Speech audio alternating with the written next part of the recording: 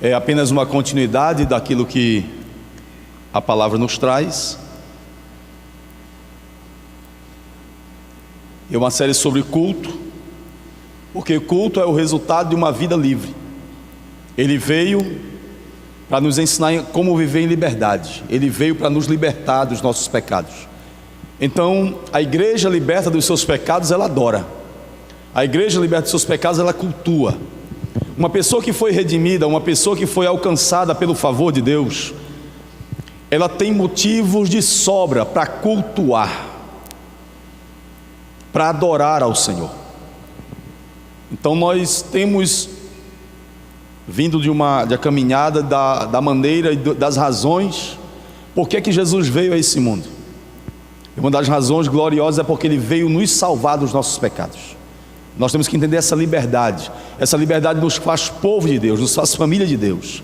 Na quarta-feira passada nós falamos acerca disso, né? De como nós temos uma dupla cidadania, e essa dupla cidadania nos faz cidadãos aqui da terra, nos faz cidadão também dos céus, e nós temos um Senhor único, e nós temos que adorá-lo. Nós não podemos assimilar as coisas desse mundo, essa cultura. Nós não podemos rejeitar a cultura desse mundo, porque senão nós temos que sair do mundo. Mas ele disse que nós devíamos ficar aqui. Não peço que os tire do mundo, mas que os livre do maligno. Então nós temos que ficar nesse mundo, evangelizar esse mundo, ser sal e luz deste mundo, mas iluminar o mundo e produzir um novo sabor a esse mundo através do Evangelho. Amém? É a presença de Cristo na nossa vida que nos faz agente de conversão dessa cultura.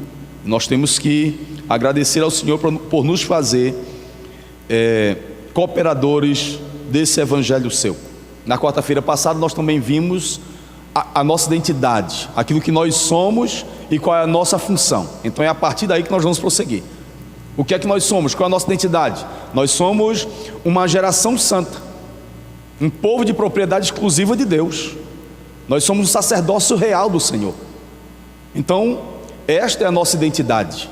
A partir dessa identidade a nós é conferida nova função: proclamar as virtudes daquele que nos chamou das trevas para a sua maravilhosa luz.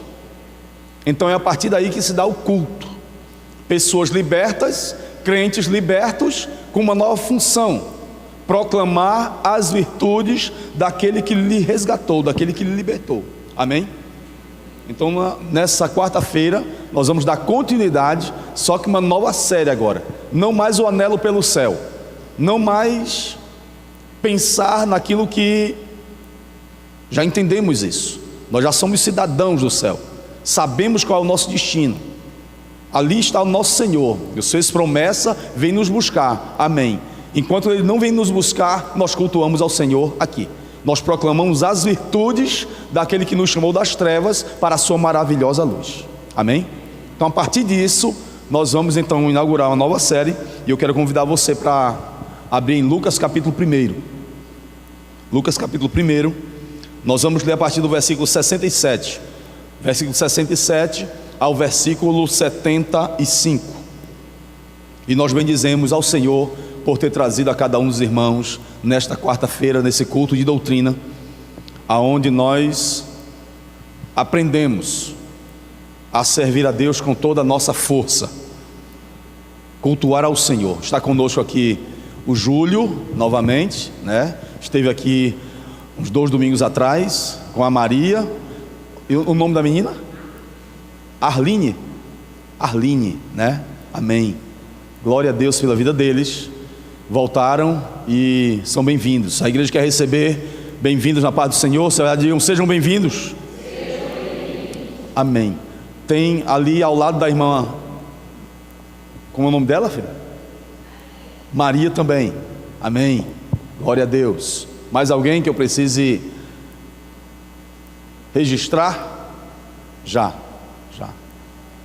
Os irmãos querem receber também a irmã Maria aqui na paz do Senhor. Se é verdade, digam amém. Amém. Glória a Deus. Então vamos para Lucas capítulo 1.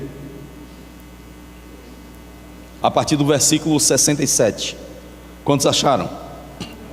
Zacarias, seu pai, cheio do Espírito Santo, profetizou dizendo: Bendito seja o Senhor, Deus de Israel, porque visitou e redimiu o seu povo, e nos suscitou plena e poderosa salvação, na casa de Davi seu servo, como prometera desde a antiguidade por boca dos seus santos profetas, para nos libertar dos nossos inimigos e das mãos de todos os que nos odeiam, para usar de misericórdia com os nossos pais e lembrar-se da sua santa aliança e do juramento que fez a Abraão, o nosso pai, de conceder-nos que, livres das mãos dos inimigos, o adorássemos sem temor, em santidade e justiça perante ele todos os nossos dias. Amém. Então aqui nós temos o texto do cântico de Zacarias, né? Zacarias aqui canta ao Senhor, adora ao Senhor, cultua ao Senhor, porque Deus visitou a sua vida, visitou a sua família, e agora vai lhe nasceu um menino, né? Lhe nasceu uma criança. Deus operou um milagre na vida dele, e ele colocou aqui 6 coisas, né, que Deus fez. E quando ele enumera aqui 6 coisas que Deus fez, ele dá as razões para Deus fazer isto, né?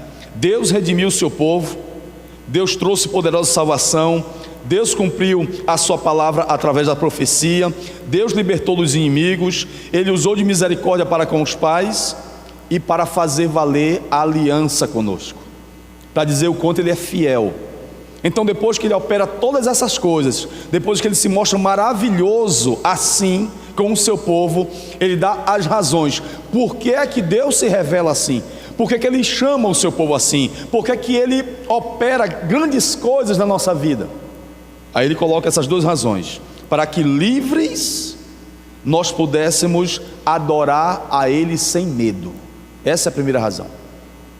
Adorar a Deus sem medo. A segunda razão é que em santidade, em justiça, nós pudéssemos servir a ele todos os dias, perante ele todos os dias. Então nós somos chamados à adoração contínua, todos os dias. O nosso culto tem que ser todos os dias. Nós nos ajuntamos enquanto igreja do Senhor aqui na quarta-feira, na sexta-feira, na quinta celebrando no sábado com alguns cultos, e no domingo na escola dominical, e pela manhã e à noite no culto solene. Mas a nossa adoração ao Senhor é todos os dias. Amém? E Zacarias diz que nós devemos fazer isso sem medo, porque ele já nos libertou, ele já operou liberdade para nós, ele já tirou os inimigos da nossa afronta, aqueles que nos afrontavam. Já venceu o pecado, já venceu Satanás, já venceu o inferno. Nós só temos um inimigo agora a vencer, que é a morte. Ele vencerá por nós, porque nos ressuscitará. Amém? Então nós temos que entender isso. Isso é motivo para adorar ao Senhor, para cultuar ao Senhor. E entender essas coisas é perceber a importância do congregar, é perceber a importância de estar junto com os irmãos, no fortalecimento de uns para com os outros, para que a alma alegre, a alma livre, ela possa ser também livre para adorar ao Senhor, para cultuar a Deus, para colocar diante dele plena adoração. Os versículos 74 e 75, ele vai dizer: para que livres o adorássemos sem medo, e em santidade e em justiça todos os dias. Nós vamos trabalhar essas 2 razões, só essas 2 razões, porque livres pelo Senhor, alcançados pela graça de Deus, nós temos essas 2 razões para cultuar ao Senhor. Culto, adoração e prestação de culto. Adorar é prostrar-se é rendição. Adoração significa que você reconhece um senhorio, reconhece alguém como Senhor, você respeita, você reverencia, porque alguém fez algo, é superior a você. Então você reconhece santidade, você reconhece poder, você reconhece majestade, você reconhece autoridade, então você se prostra. Isto é adoração. É estar submisso, é estar submetido a uma reverência, a um poder. Prestar culto é colocar a vida em serviço. Então nós somos chamados à adoração e somos chamados a prestar culto. São coisas diferentes, mas elas estão muito interligadas. O prestar culto e adorar e prestar culto. A adoração envolve o intelecto para você reconhecer o poder de Deus, reconhecer sua santidade, reconhecer sua autoridade, reconhecer sua majestade, reconhecer seu senhorio, o seu domínio nas nossas vidas, o reino dele que habita em nós, o reino que ele nos chamou das trevas para a sua maravilhosa luz, o seu reino de luz. Ele governa esse reino, ele governa a nossa história, ele governa as nossas vidas. Então nós o adoramos, nós reconhecemos, nós nos submetemos a essa autoridade, nós nos submetemos ao trabalho que ele fez por nós. E como é que nós fazemos isso? Nós prestamos culto, nós servimos, nós realizamos o que a palavra dele nos manda realizar: cantar, salmodiar, pregar, fazer missão, o auxílio uns dos outros, levar a carga uns dos outros, estar junto, socorrer os santos na necessidade. Isso é servir ao Senhor. Isto é servir ao Senhor. São coisas diferentes, mas elas estão muito interligadas. Passa pela nossa capacidade intelectual de perceber a grandeza de Deus, mas passa também pelo corpo, pelo agir, pela ação. Amém? São coisas diferentes, mas elas estão muito juntas. E é justamente aí no nosso culto diário, na nossa vivência diária, que dá a nossa grande guerra nesse mundo, nesse tempo que Deus nos colocou aqui. Porque nós, libertos pelo Senhor e feito igreja do Senhor, nós temos agora um inimigo. A pior coisa para Satanás e para o inferno é nos ver cultuando. A pior coisa para o inimigo é nos ver adorando ao Senhor. O que mais chateia o inferno é ver um crente que peca, que ele é frágil, que ele é falho nas suas ações, que ele muitas vezes cai longe da graça, mas ele não para de adorar o Senhor. Isso invoca o inferno. Como é que Deus ama essas pessoas? E Ele faz tudo para que a gente não adore ao Senhor. Nos escraviza, tenta nos escravizar, tenta colocar armadilhas contra nós. Eu quero convidar você para abrir sua Bíblia em Êxodo.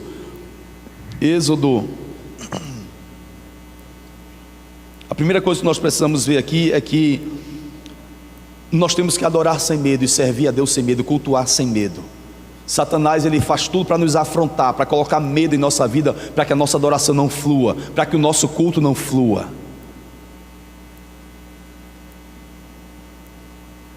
Capítulo 5 do Êxodo.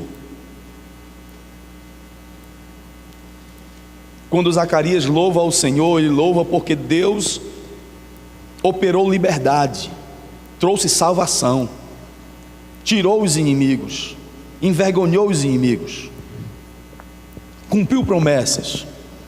E tudo isso que Deus fez foi para que a adoração fosse livre, sem medo. Capítulo 5 do Êxodo, versículo 9, fala no momento em que Deus manda Moisés e Arão conversar com Faraó para deixar o povo ir adorar.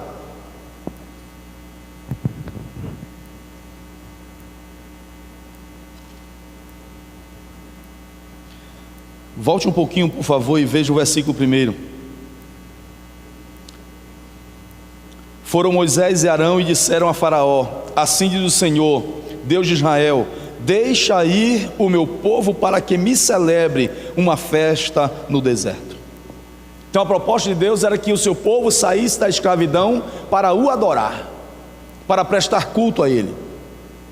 Faraó, aqui no versículo 9, ele diz: não, de modo algum, não vai sair ninguém, pelo contrário, eu vou botar aqui um fardo tão grande em vocês, que vocês não vão ter tempo para querer saber negócio de culto não. Veja, agrave-se o serviço sobre esses homens, para que nele se apliquem e não deem ouvidos a palavras mentirosas.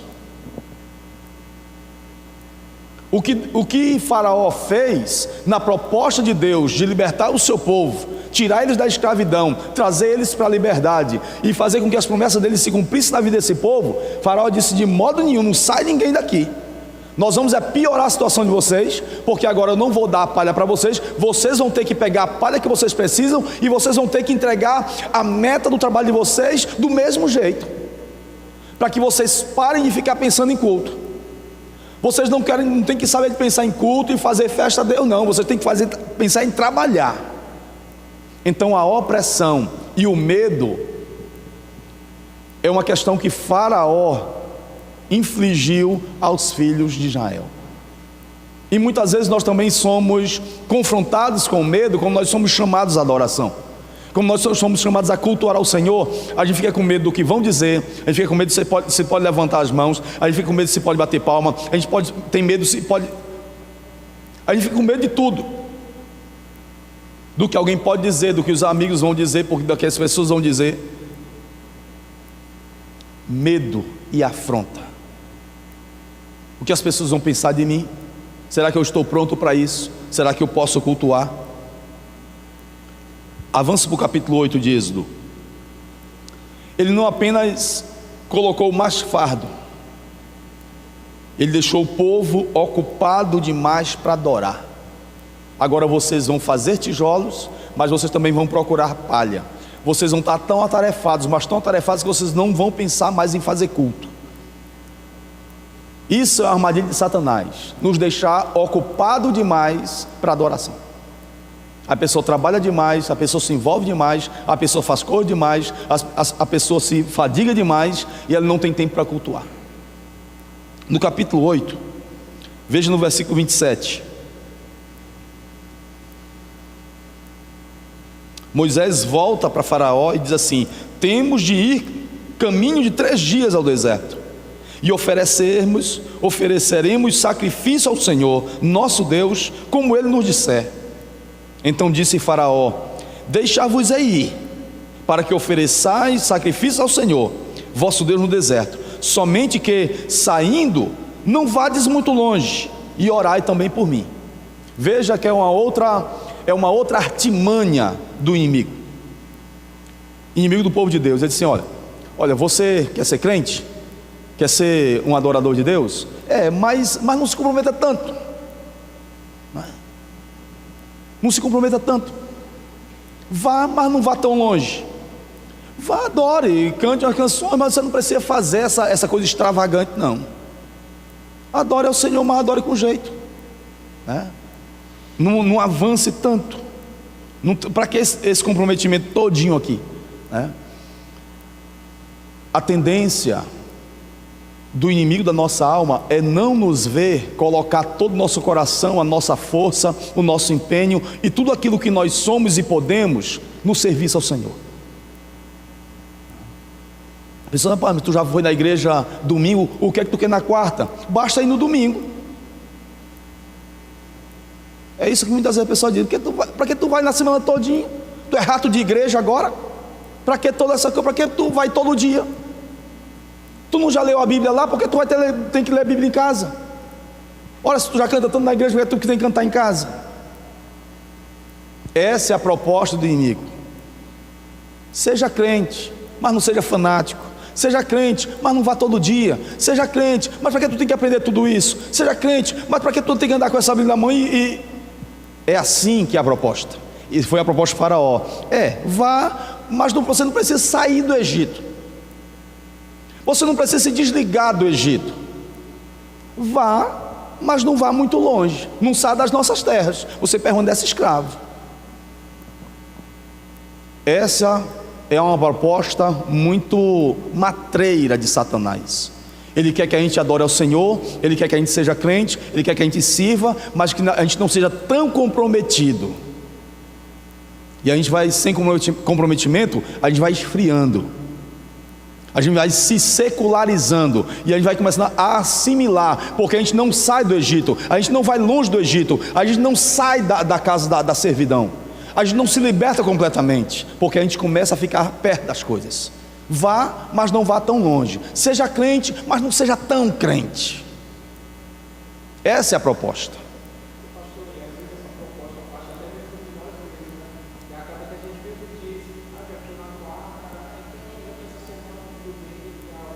Porque dá ouvido, porque fica naquela proposta que nós falamos, ou você assimila ou você rejeita. E essa proposta de Faraó é justamente essa: vá servir a Deus, mas não vá muito longe. Não vá muito longe na sua adoração. Nós temos que ir sim no pleno conhecimento de Deus e aprofundarmos a nossa vida cada vez mais no pleno serviço do nosso Deus. Amém? A proposta do Senhor é que nós cresçamos nele e vamos até o limite mais alto daquilo que nós podemos no conhecimento de Deus e no serviço dele. Amém? Satanás, ele tenta impedir, e quando ele não consegue impedir, ele tenta anular a nossa adoração. Quando ele não consegue impedir o nosso culto, ele tenta anular o nosso culto. Essa é a primeira coisa. Nos impõe medo. Eu não vou conseguir, eu não vou me firmar, eu não vou fazer, eu sou muito tímido, eu não consigo, eu não posso, tem mais gente capaz. Então começa a impingir medo na gente, confrontar a gente, e a gente fica afrontado com tanta coisa, e a gente não faz as coisas de Deus direito, não adora direito, não canta direito, não serve direito, não evangeliza direito, não faz as coisas de Deus direito, porque a gente precisa entender qual é essa artimanha de Satanás. Abra a sua Bíblia em Atos capítulo 7. Atos 7, você tem uma pregação de Estevão. Estevão está pregando, está dando razão da sua fé diante dos filhos de Israel, lá em Jerusalém, e ele vai ser morto. Ele termina de pregar e ele vai ser assassinado. É o primeiro mártir da igreja. Um homem de Deus que termina a pregação, e assim que ele termina a pregação, ele jogam pedra nele, jogam tanta pedra nele que ele morre.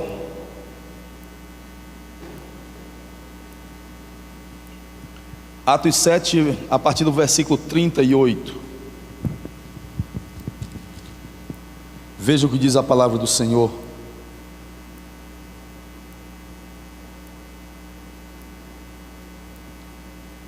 É este Moisés quem esteve na congregação no deserto com o anjo que lhe falava, no monte Sinai, e com os nossos pais, o qual recebeu palavras vivas para nos transmitir, a quem nossos pais não quiseram obedecer, antes o repeliram e no seu coração voltaram ao Egito. Veja que o que Estevão está dizendo aqui é que lá na base do Sinai, na planície do Sinai, ao pé do Sinai, o coração do povo voltou ao Egito. Eles não voltaram literalmente, mas eles sim, o coração deles voltou para o Egito.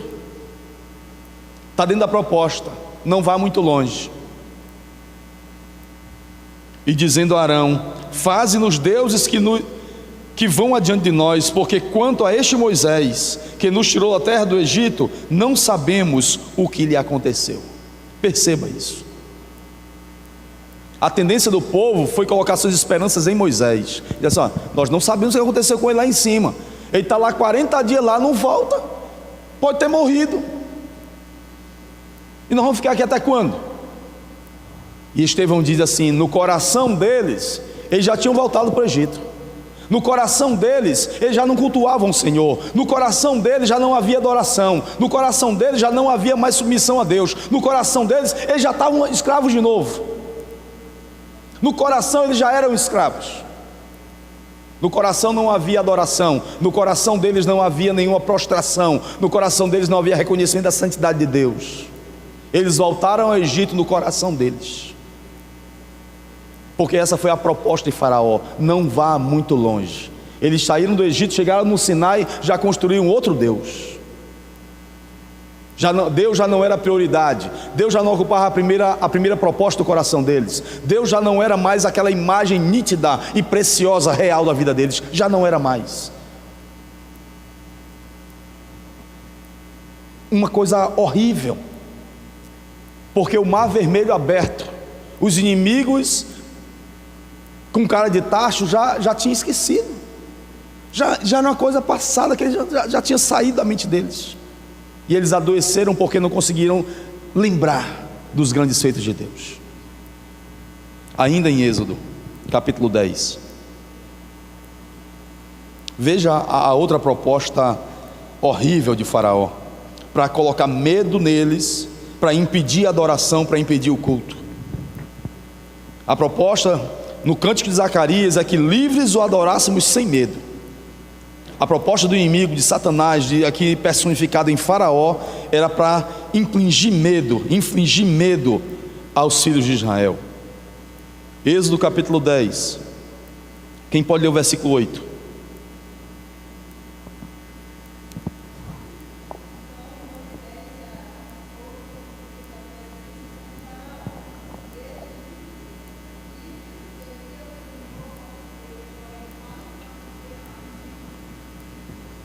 Tá, vocês podem ir, mas quem é que vai? Quem é que vai com vocês? Quantas pessoas vão com vocês? Versículo 9: respondeu-lhe Moisés: havemos de ir com os nossos jovens, com os nossos velhos, com os nossos filhos, com as nossas filhas e com os nossos rebanhos, com os nossos gados. Havemos de ir porque temos de celebrar a festa ao Senhor. Então é uma proposta de liberdade e uma proposta de culto. Proposta de culto ao Senhor, uma proposta de um povo livre. Quem pode ler o versículo 11?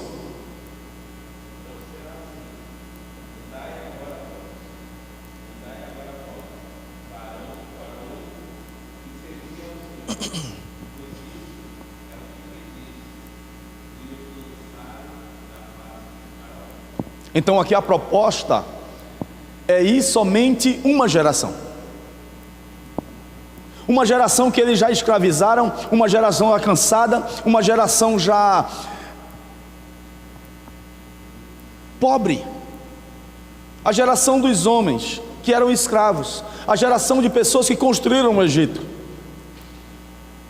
Vocês são a geração que eu já usei bastante, que eu já fiz o que eu quis com vocês, já escravizei muito, vocês já me serviram muito, então vocês podem ir. Mas os filhos de vocês ficam. As próximas gerações eu vou escravizar, as próximas gerações eu vou usar, as próximas gerações eu vou fazer escravos. Moisés disse não. Essa é a proposta. A proposta do Senhor é que tudo em nós seja motivo de culto ao Senhor e de adoração ao Senhor. O que nós somos, as esposas, os maridos, os filhos, aquilo que nós temos, tudo é para o Senhor. Tudo que nós temos é do Senhor e tudo que nós somos e temos é para o Senhor. Não pode ficar nada na escravidão, não pode ficar nada fora da esfera do serviço, não pode ficar nada fora da esfera do reino de Deus. Quando Ele reina em nossa vida, Ele reina sobre tudo. Ele não reina só sobre o esposo. O reino de Deus não está só sobre a esposa. O reino de Deus não é apenas para os filhos. Os pais não têm que dizer: vai meu filho, vai para a igreja, meu filho hoje tem culto, vai. Não, não é isso. Vamos. Não é vá, é vamos. Tem pessoas que ofertam na casa de Deus, mas não são congregados.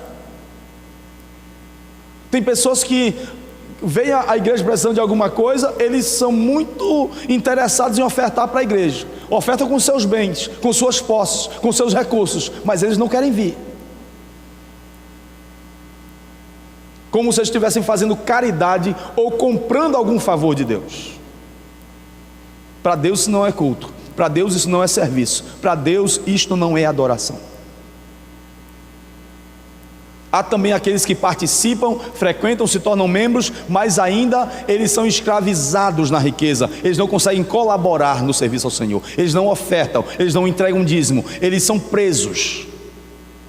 Eles têm dois senhores, no caso só um. Porque não se pode servir a dois, só se pode servir a um. Mas há um engano no coração deles, que eles são tão aferrados àquilo que eles possuem, que eles não conseguem adorar ao Senhor, porque parece que tem um escorpião no bolso deles. Eles não conseguem colocar a mão no bolso. Há muito tipo de escravidão. porque tudo que nós temos e tudo que nós somos é para a glória de Deus, e é para o serviço do Senhor, é para o nosso culto ao Senhor. Amém?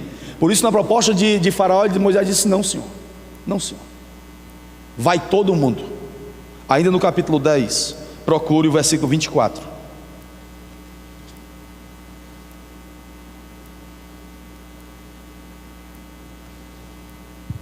Quem pode ler o versículo 24?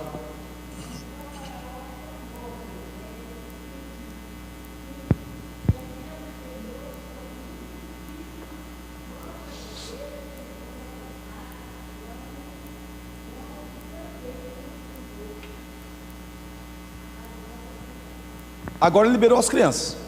Não, as crianças também podem ir. Vamos, não quero dessa geração também não. Já chega de vocês aqui. Agora, o que vocês têm, fica no Egito. O que é de vocês, fica aqui. Vocês vão sair sem nada. Vocês vão sair sem nada. As crianças que vocês querem levar, podem levar.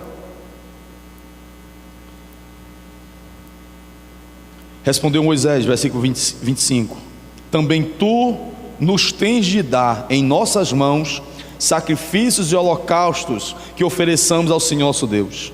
Também os nossos rebanhos irão conosco, nenhuma unha ficará. Nenhuma unha ficará.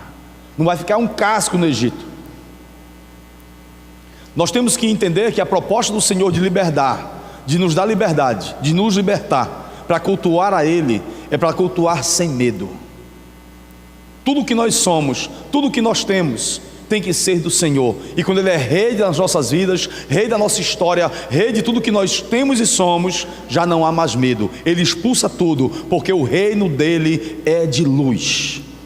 Ele nos tirou das trevas para a sua maravilhosa luz. E aonde está a maravilhosa luz de Deus, não há mais lugar para medo. Amém? Não há lugar mais para medo. Essa é a primeira coisa que nós precisamos entender.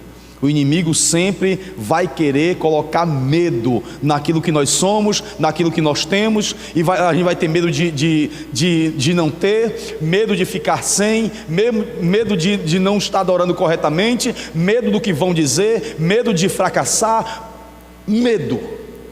A primeira arma do inimigo contra nós, contra o culto e contra a adoração ao Senhor é afronta. É afronta. Nós não podemos cair, como igreja, nós não podemos cair nessa primeira armadilha do inimigo, que é a afronta. Deus nos deu liberdade, Ele nos trouxe salvação, poderosa salvação. Amém? Aonde está o Espírito de Deus, aí nós temos liberdade. Amém? Nós temos que adorar o Senhor sem medo, porque nós conhecemos. Isso foi essa palavra de conhecimento que nós precisamos ter de Deus, que Jesus disse para a samaritana lá em João capítulo 4, versículo 22. Ele diz assim: olha, samaritana, vocês adoram o que vocês não conhecem. Vocês adoram o que vocês não conhecem. Os judeus adoram com conhecimento, porque a salvação foi revelada a eles. Eles adoram, porque a profecia foi dada a eles, e Deus vai cumprir a profecia com eles. Então eles adoram corretamente, eles adoram o que eles conhecem, porque a revelação veio para eles. Vocês adoram o que vocês não conhecem. Então perceba que a adoração pode ser feita com muita sinceridade, mas pode não ser aceita por Deus. Então nós temos que prestar atenção na nossa adoração, porque ela pode ser muito sincera, mas ela pode não ser aprovada. Você lembra que naquela passagem de Elias com os profetas de Baal, eles gritavam, eles clamavam e até se cortavam com facas. Isso é muita sinceridade, irmãos. Era para valer, mas não era aceita. Então a adoração, mesmo sincera, ela precisa ser no conhecimento do Deus que supre a nossa vida de liberdade. Tem que experimentar uma liberdade em Deus, tem que experimentar um conhecimento de Deus, tem que experimentar uma ação de Deus na vida, e você perceber a grandeza e a majestade que Ele tem, esse totalmente outro que Ele é, esse inverso de nós que Ele é. E quando nós percebemos que Ele é inverso do que nós somos, Ele é totalmente diferente do que nós somos, então a prostração diante dEle será não apenas sincera, mas será no conhecimento do caráter que Ele tem. E esse caráter Ele quer comunicar também a nós. Amém? Oi.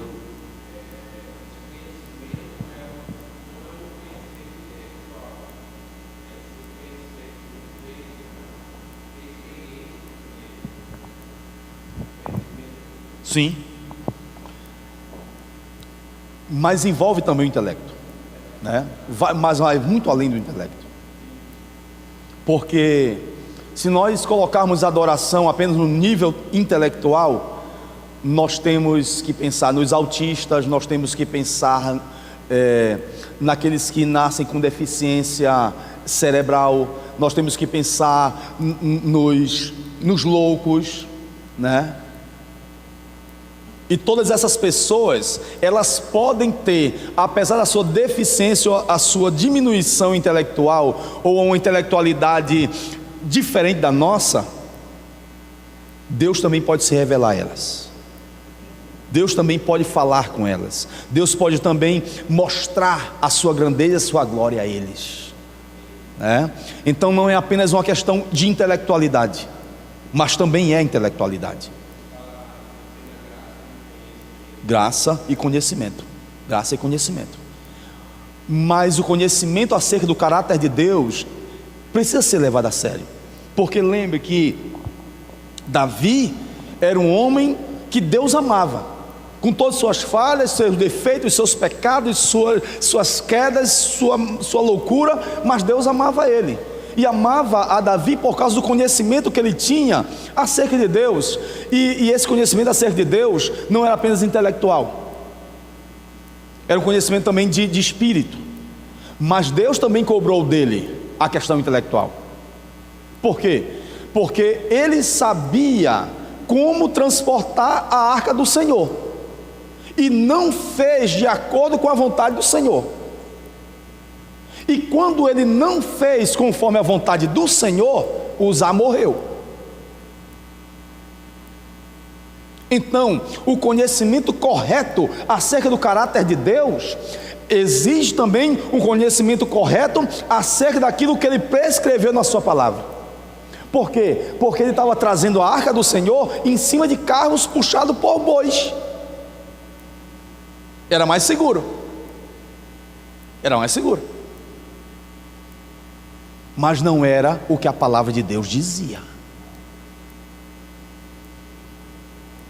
Quando Uzá morre, porque toca na arca, porque a carroça pende, e quando a arca vai caindo, Uzá pega, morre, acontece aquela tragédia, para-se o cortejo, para tudo, e Davi diz: nós estamos errados, porque não estamos fazendo conforme a palavra do Senhor. Então ele chama os sacerdotes, ele chama os levitas, ele prepara as varas de acácia, ele prepara as argolas de ouro, ele prepara tudo conforme o Senhor dizia.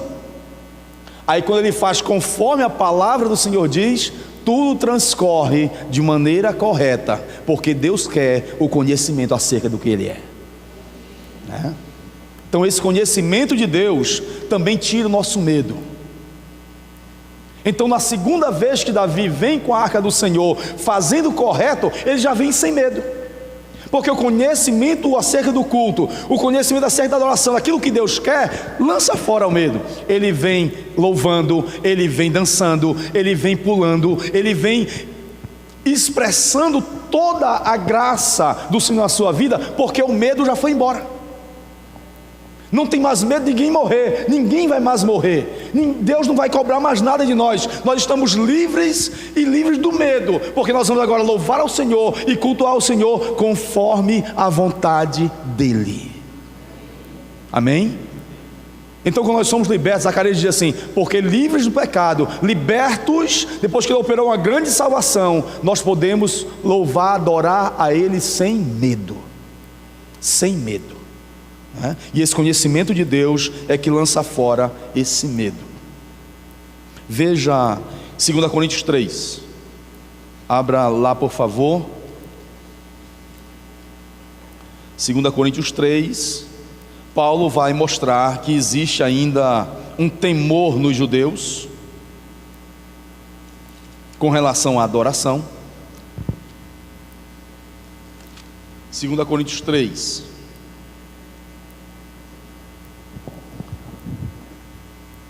Procure o versículo 17. Ele está falando aqui sobre a leitura da lei. Ele está falando sobre algumas ordenanças que os judeus ainda insistem em fazer de alguma forma. Quem pode ler o versículo 14? O 14, 3, 14, 2 Coríntios.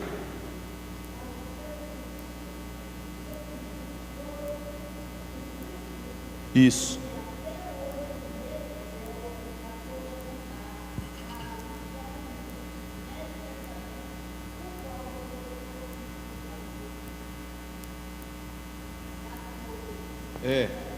Isso. Quando eles fazem a leitura da antiga aliança, o mesmo véu permanece. Os olhos dele, o olhar dele, o conhecimento deles acerca de Deus está ainda embotado, está enferrujado, está encoberto, porque eles não conseguem perceber, mesmo lendo os profetas, mesmo lendo os textos de Moisés, mesmo lendo a lei, eles não conseguem perceber que em Cristo tudo é removido, que em Cristo tudo já foi cumprido. Eles não conseguem perceber que quando Cristo chega, o medo vai embora. Quando Cristo chega, as amarras caem. Quando Cristo chega, Ele cumpriu toda a lei. E ainda eles estão lá no Muro de Lamentações, fazendo orações naquele muro, como se aquele muro fosse a coisa mais importante para eles. E fazem a leitura do Antigo Testamento, da lei, e fazem sacrifícios e aquela coisa toda. E eles não conseguem entender que através de Cristo todas essas coisas da lei são cumpridas. Agora se precisa crer em Cristo, precisa aprender quem é Cristo. Por quê? Porque lá em Romanos 8:28 diz, 8:29 diz que aqueles que de antemão conheceu, também os predestinou para serem conforme a imagem do seu Filho. Não é mais conforme a lei, não é mais conforme os sacrifícios, não é mais como eles querem como judeus, conforme a imagem do seu Filho. Precisa conhecer Jesus, ser liberto em Jesus, amar a Jesus, saber que Ele veio do Pai e cumprir a sua obra aqui na terra. Amém? Então esse conhecimento de Deus, que o judeu não tem, faz a mente deles ainda estar embotada. Mas quem tem o conhecimento de Cristo, diz aqui o versículo, veja o versículo 15. Mas até hoje, quando é lido Moisés, o véu está posto sobre o coração deles. Veja, não é apenas os olhos, não é enxergar apenas com os olhos, é enxergar com o coração. Isso é ter discernimento de quem é Deus. Quando eles leem Moisés, o véu ainda está posto sobre o coração deles. O véu não se rasgou, não tem liberdade, não tem acesso. Versículo 18. Todos nós com o rosto desvendado, contemplando como por espelho a glória do Senhor, nós somos transformados de glória em glória, na sua própria imagem, através do Espírito Santo. Nesse conhecimento de Deus, de glória em glória, de culto em culto, de adoração em adoração, de conhecimento em conhecimento, de sermão em sermão, de palavra em palavra, de acolhimento da palavra do Senhor em nosso coração, nós vamos conhecendo Ele e crescendo de glória em glória e sendo transformados na sua imagem através do Espírito Santo. É preciso conhecer quem Ele é. É preciso ter entendimento de quem Cristo é, do que Ele representa para nós, o Senhor da nossa liberdade. Quando o véu cai, então o medo vai embora. Não há mais nada de condenação para quem está em Cristo. Se você ainda espera em Moisés, se você ainda espera na lei, você tem medo. Mas quando você espera em Cristo, não há condenação para aqueles que estão em Cristo Jesus. Não há mais medo. Então esse culto ao Senhor, sem medo, ele exige um culto exclusivo para nos livrar da morte. Veja Deuteronômio capítulo 6. Toda vez que nós crescemos de glória em glória, de conhecimento em conhecimento do favor de Deus sobre a nossa vida, a presença dele expulsa o temor. O caráter de Cristo é construído em nós pelo Espírito Santo, e isso nos faz exclusivos de Deus, porque Ele quer uma adoração exclusiva para Ele. E nós temos que entender para quê e por que é que Deus parece tão egoísta assim. Deuteronômio 6, quem achou? Quem pode ler o versículo 4?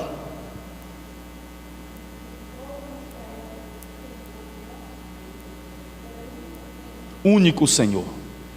Isso aqui é exclusividade. Ele tem que ocupar o primeiro lugar.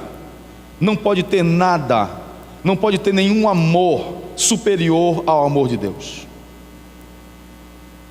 O amor tem que ser genuíno a Ele. Parece egoísmo, mas não é. É apenas amor. Quem pode ler o 5?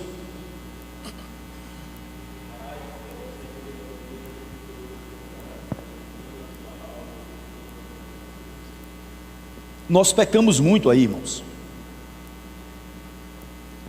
Pecamos muito aí todos os dias, porque não o adoramos com toda a nossa força, não o adoramos com toda a nossa alma, não o adoramos de todo o coração. A nossa vida cotidiana concorre com muita coisa.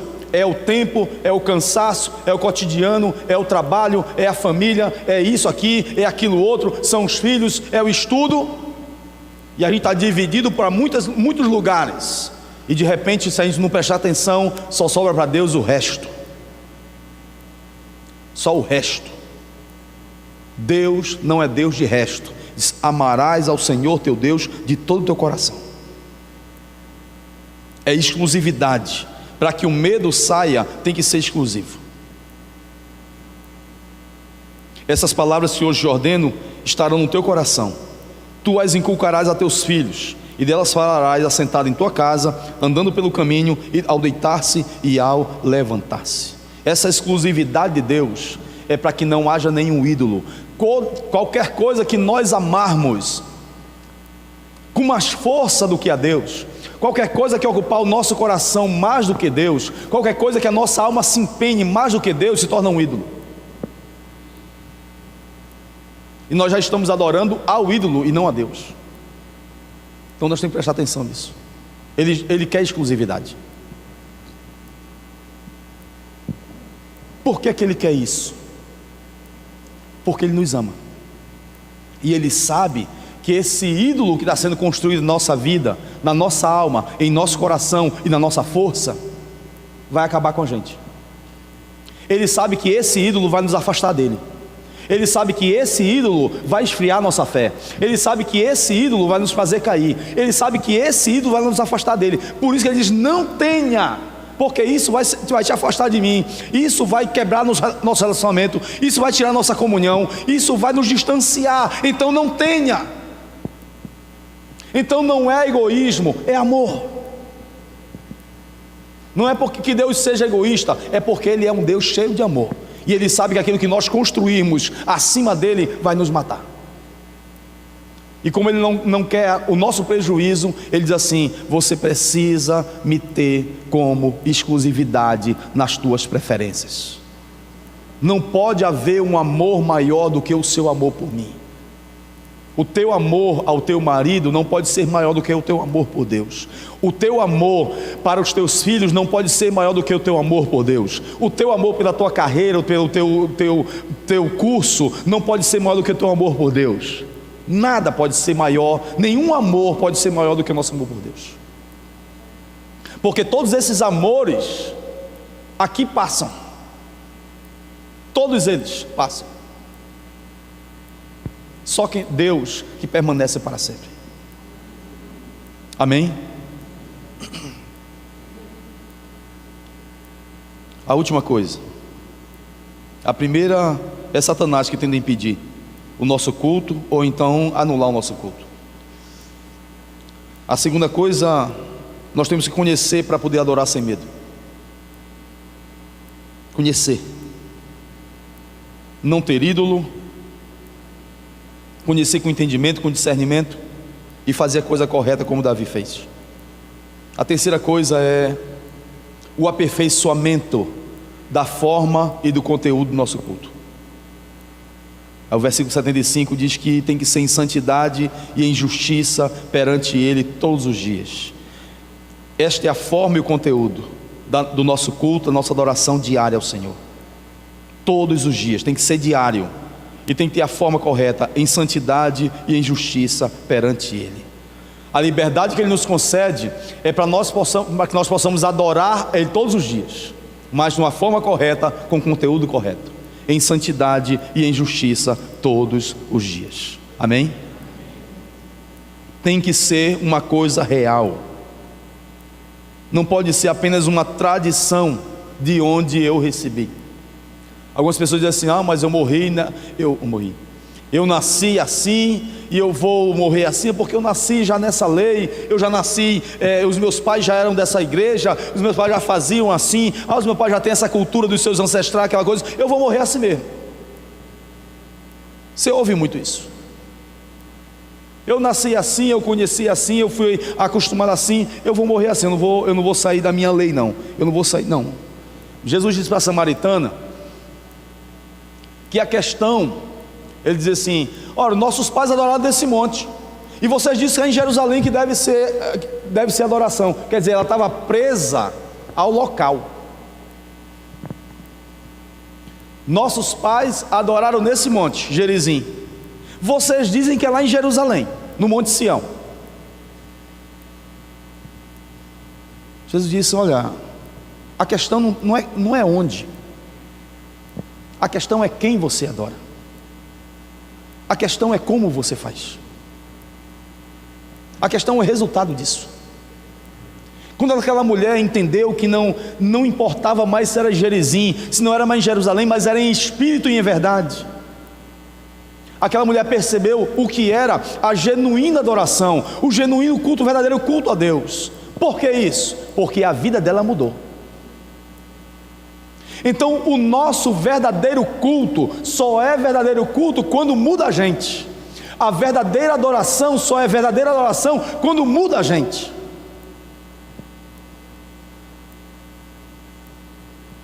Não é aonde você adora, é o que essa adoração faz em você.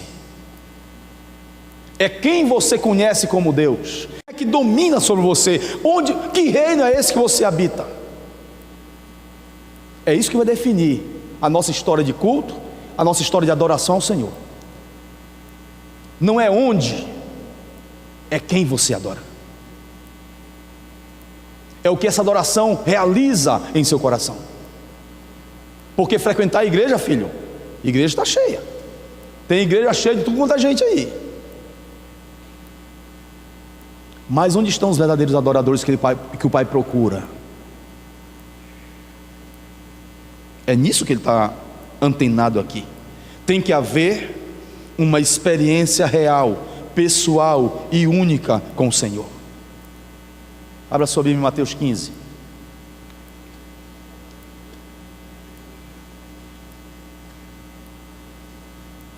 Jesus já denunciava isso no seu tempo.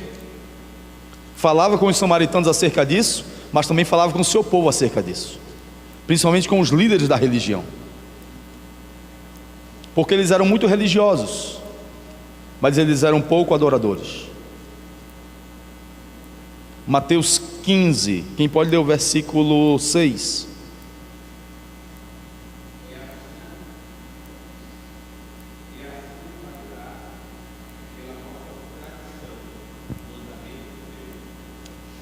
Ele dizia que aqueles homens invalidavam o mandamento de Deus pela tradição deles. Olha que os nossos pais faziam assim, nós aprendemos assim, nos ensinaram assim, então nós fazemos só assim. mas eles não conheciam realmente, não tinham experiência real com o Senhor. Quem pode ler o 7?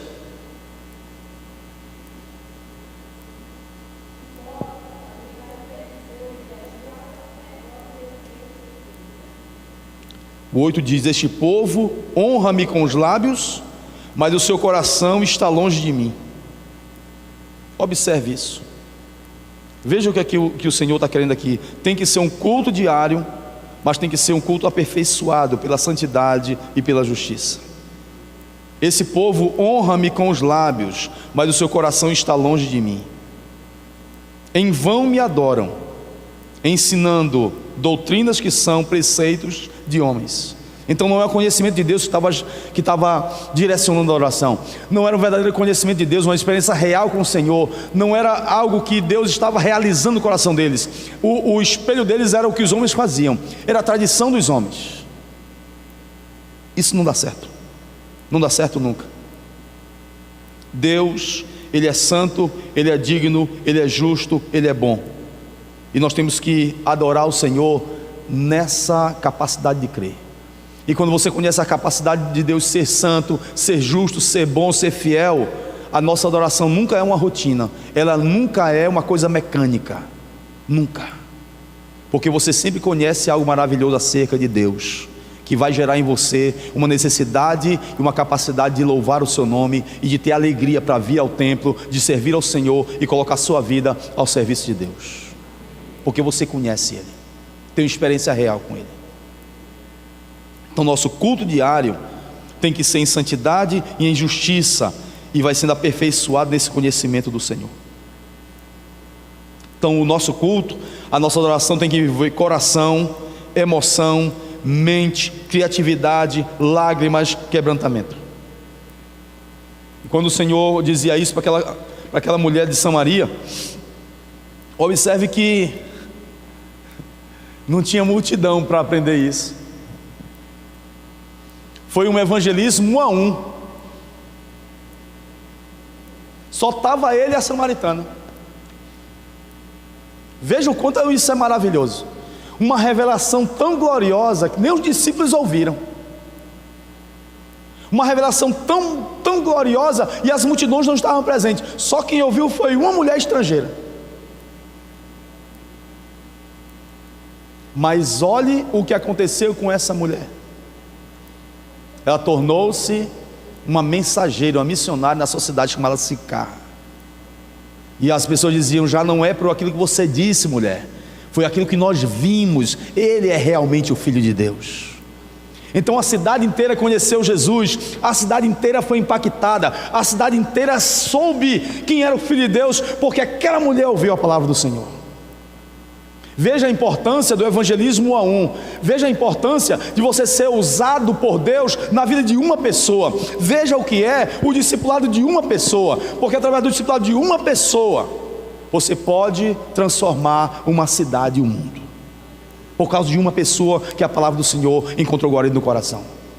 Muitas vezes nós nos preocupamos com a quantidade de pessoas no culto, nos preocupamos com a quantidade de pessoas nas pregações que nós fazemos na rua, nos preocupamos com tanta coisa de quantidade. Essa revelação gloriosa e o que aconteceu na vida dessa mulher se deu com uma só pessoa, porque ela ouviu a palavra de Deus, ela entendeu quem Deus era.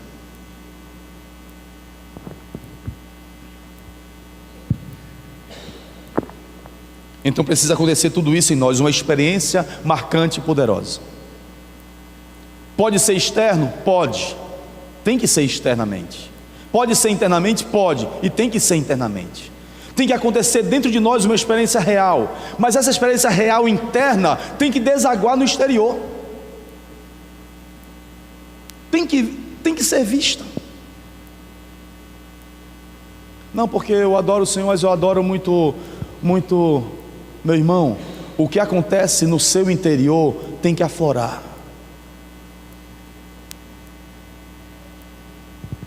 Sabe que nem o seu time quando ganha, o seu time quando faz um gol. Pois é. É assim. Eu não vou nem falar do time de vocês.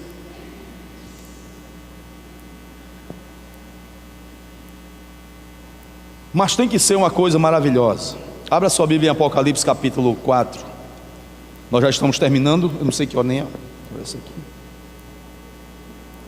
Pronto, eu só tenho 5 minutos para nós fecharmos aqui. Capítulo 4 de Apocalipse, veja o versículo 10. Quem pode ler?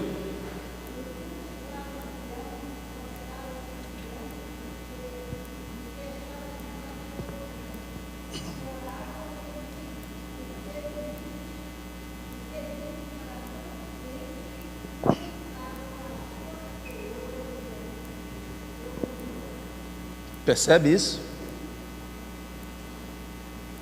Não era apenas uma manifestação da santidade que gerava algo interno neles, mas eles se prostravam, eles louvavam, eles adoravam. Era uma coisa também externa.